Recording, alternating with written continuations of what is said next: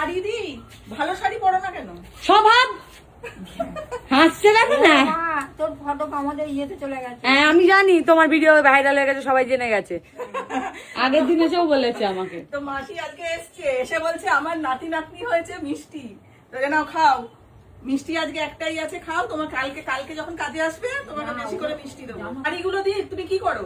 কোন জায়গায় গেলে পড়তে হবে, কোনো জায়গায় গেলে পড়তে হয়, ভালো করে ভালো ভালো পড়তে হয়। তো তোমাকে দুটো নাইটি দিলে কি তুমি বেশি খুশি হবে গরমে? নাইটি পড়ো পড়ো। মা দিয়েছে সেটা পড়ে। মা দিয়ে তুমি দিয়েছো আগে আমি বললে। এর আগে অনেক দিয়েছি। আমি তোমাকে দুটো নাইটি কিনে এনে দেবো, ঢিলা ঢিলা, ওইগুলো পরে আমার বাড়ি কাজে আসবে। না, ঢিলা ঢিলা না। তাহলে চুষ গায়ের সাথে লেগে থাকবে সেটা। আমাকে আমি বাড়িতে আমার বৌমাদের গুলো ছেড়ে দেয়, আর ওই দেয় ওখান থেকে।